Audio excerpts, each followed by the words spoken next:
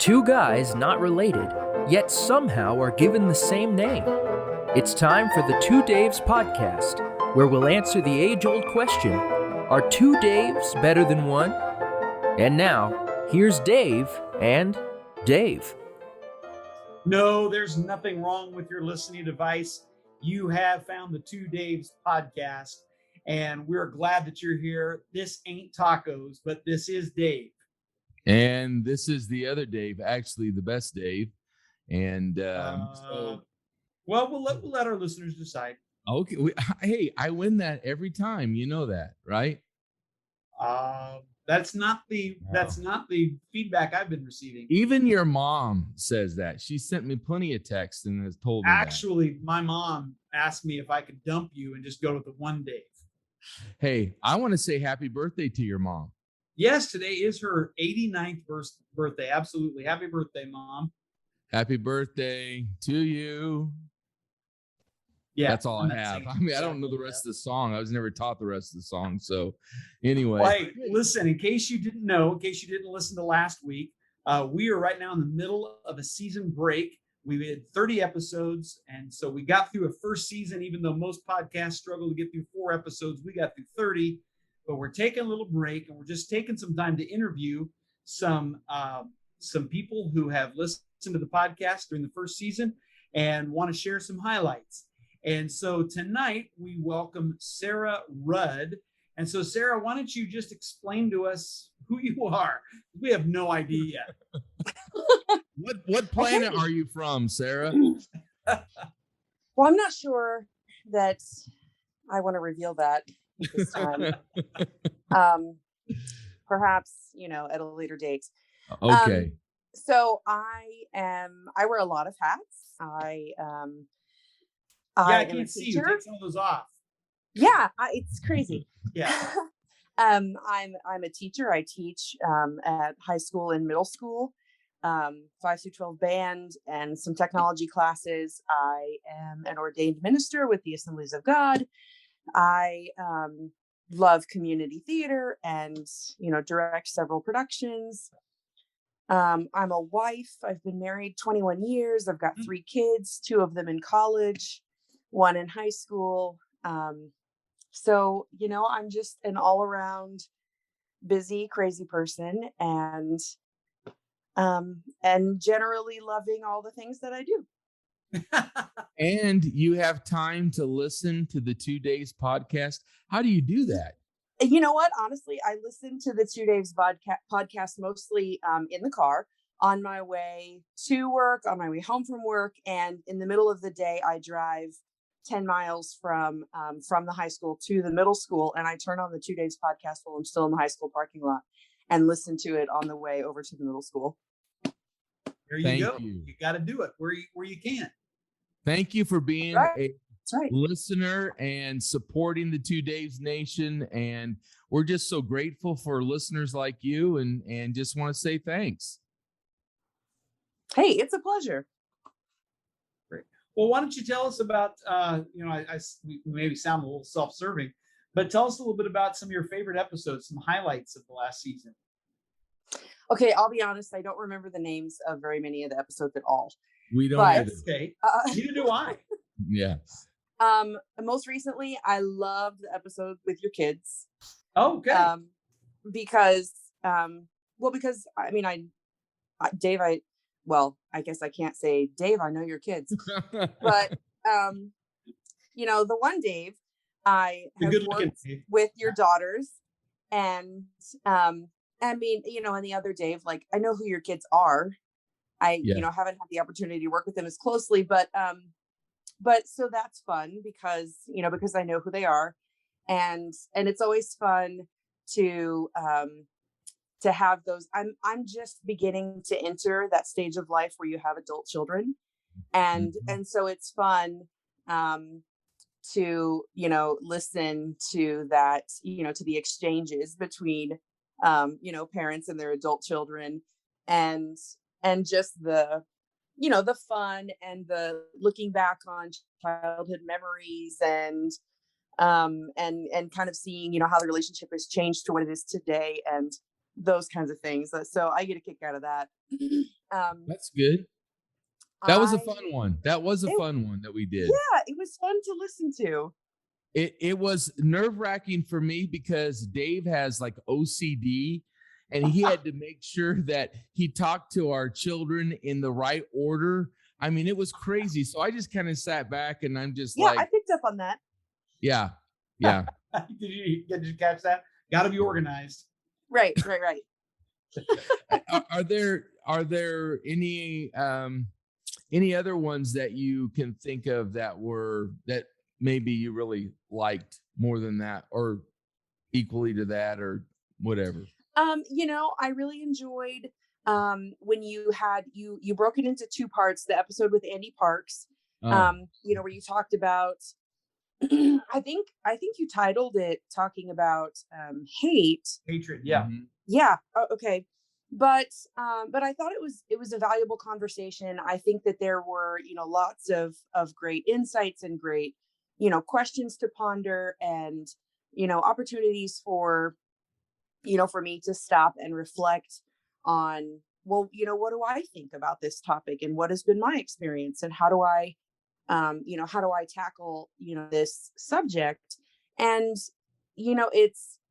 it's valuable conversation to get to sit and listen in on, because, both because it makes me ask questions of myself, but also because when you hear someone else, talking about hard things, it makes it a little easier to talk about it yourself.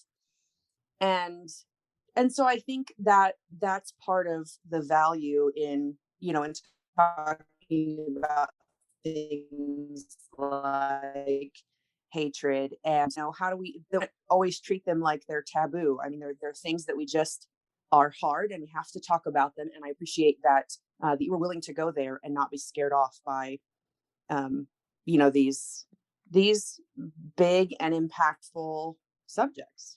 Yeah. Now that was episode 25 and 26, Dave. And sorry. No, that's great. That's great. I didn't do that either. So yeah. But that's good. I appreciate that. We tried doing that. I think the worst thing that we can do is stay away from issues like that. So we need to talk. Conversation's great. Just in all transparency, I know that Dave and I both struggled in bringing some of those, like for instance, the episodes with Andy, and also the one that we did on cancel culture. We really went back and forth on whether or not we should actually air what we did, because we were just a little timid, but we decided to, hey, go ahead and go for it. So I appreciate your encouraging word. Yeah. I mean, as a school teacher, I know you teach band, right? Yeah. But you also do, you said like tech classes. Yep. But you have to learn, you got to communicate no matter what kind of class you teach. And without conversation, there's no communication. Right. And so, that's again where I think that it is valuable that you guys are not approaching these subjects as if you have all of the answers and you're telling people what to think, and you're not doling out prescription for how people should respond. You're just having a conversation about, your experience, and asking about, the experience of other people. And you are, at least open to hearing what other people have to say about that. And I think that is a valuable contribution to, to subjects like that, because, here again, I'm an almost 40-year-old white woman, but you would never know that I spent 4 years of my childhood living in Hawaii, going to a school that was 96% Native Hawaiian children. I was the minority. Yeah. And, and experienced what it was like to be in the minority, and to be made fun of because, I was one of 4 haoles in the class. And, and so I think it's really valuable to be willing to talk about it, and not necessarily say, well, this is the way it is, and suck it up and get over it. Yeah. Just this has been my experience, and I don't know everything. What else can I learn from someone else's experience? And I just think that that's an intelligent way to approach a difficult subject. Well, now here's the thing. You have just put the lure out there. I want to know, why were you in Hawaii for 4 years? Oh, my mom was in the Army, and so I was a military kid, and so we lived in Hawaii for 4 years. Both of my little sisters were born there. And then right after Hawaii, we lived in Texas for a few years, where my baby brother was born. And after Texas, we lived in North Carolina. And so, when people ask me where I'm from, I say I'm from the US. There you go. Because I mean, like, I don't really have a regional accent. I don't, honestly, where I live right now, I have lived here for almost 15 years. But I have lived here in adulthood, all of my childhood. I didn't live anywhere for more than 4 years. Hawaii was the longest we stayed in one place. Well, aloha. Aloha to you. Now, go ahead, Dave. I know you have a couple questions you want to ask. Well, I just wanted, first of all, I guess I didn't ask you this at the beginning, and probably I should have. What got you started listening to the Two Daves? I think that it was something I saw Jessica share on Facebook, or some form of social media. And my daughter. Uh-huh. Yeah. Mm-hmm. Your daughter, Jessica. She and I are friends, and she shared it on, I think it was Facebook. I'm not really sure.